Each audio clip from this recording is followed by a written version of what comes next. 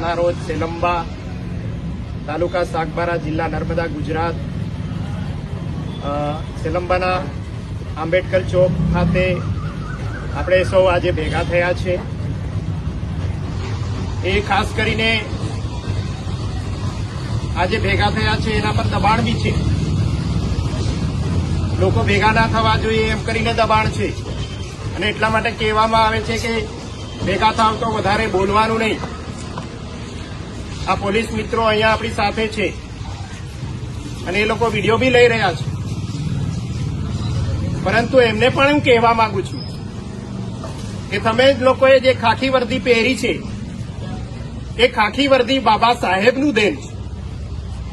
તમે જે નોકરી કરી રહ્યા છે બાબા સાહેબનું દેન છે।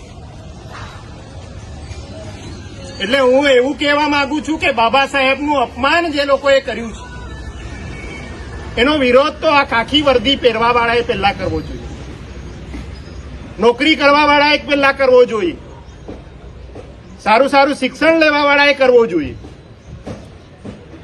એટલે તમારે લોકોએ ડરવાની જરૂર નથી। તમને દબાવીને આ બધું કરાવવામાં આવી રહ્યું છે, અમે જાણીએ છીએ। અને સમાજે એસટી, એસસી, ઓબીસી, માઇનોરિટી સમાજે આનાથી ડરવાની જરૂર નથી। જો તમે ડરી જશો તો આ ધરતી પર જીવવાનો તમને અધિકાર નહીં મળે। અને એટલા માટે હું કહું છું કે તમે આવો, આગળ આવો અને જે કંઈ આપણને બોલવાની જે આપણને સત્તા મળી છે, બાબા સાહેબની દેન છે, એને જાગૃત કરો। સવાલ એ નથી કે 11 સેકન્ડની વિડીયો ક્લિપ જે સંસદમાં થઈ છે અને એને લઈને બધું બબાલ છે। 11 સેકન્ડની વિડીયો ક્લિપનો સવાલ નથી, આ એક વિચારધારાનો સવાલ છે કે 11 સેકન્ડની વિડીયોવાળા બોલવાવાળાની વિચારધારા શું છે, તે કયા પ્રકારની વિચારધારા છે। આજે મને બોલવાનો અધિકાર નહોતો, હું બોલી રહ્યો છું, એ કદાચ આ તે સમયે બોલ્યો હોત તો અત્યારે મારી જીભ કાપી નાખી હોત। મને સારા કપડાં પહેરવાનો અધિકાર નહોતો, મને સંપત્તિ રાખવાનો અધિકાર નહોતો, મહિલાઓને જાહેરમાં આવવાનો અધિકાર નહોતો અને ઘણા બધા અધિકારો નહોતા। એ આપવાનું કામ બાબા સાહેબે આપણને આપ્યું છે અને એટલા માટે આપણે અહીંયા ઉભા છીએ।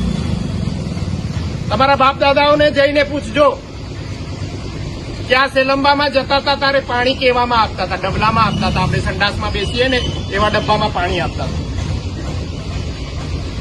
આ દૂરની વાત નથી, તમારા વડીલો બેઠા હશે એમને પૂછજો કે તમને તમારી સાથે કેવું વર્તન કરવામાં આવતું હોય।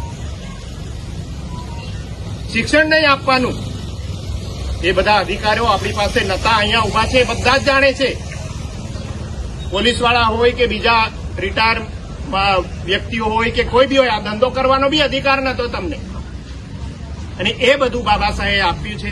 પણ તમારે તમારો ઇતિહાસ જાણવો પડશે કે આ બધું કોણ નતું કરવા દેતું તમને, તમને કપડાં નતા પહેરવા દેતા, આ બધી જે વ્યવસ્થા કોણે ઉભી કરેલી એ તમારે જાણવું પડશે ને।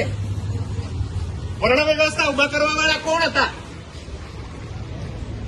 મનુ ભગવાનના વિચારો લાવવા વાળું કોણ હતું, એ તો તમારે જાણવું પડશે। એ લોકો આપણને દબાવતા હતા અને જ્યાં સુધી ઇતિહાસ નહીં જાણો ત્યાં સુધી પછી આપણે પાછા એ લોકોની ગુલામી બાજુ જઈ રહ્યા છીએ, એટલે એ વિચારવું પડશે। અને એ લોકો જે આપણો જે વર્ણ વ્યવસ્થા ઉભા કરવા વાળા એ લોકો અત્યારે ક્યાં છે એ પણ આપણે જાણવું પડશે। તો આ સમાજ જ્યાં સુધી પોતાનો ઇતિહાસ ના જાણે, તમારી જે અધિકારો મળ્યા છે એ નહીં જાણે, ત્યાં સુધી આ આપણને ક્યાંય સુધી આપણો ઉદ્ધાર થવાનો નથી। એટલા માટે કહીએ છીએ કે જાગો। અત્યારે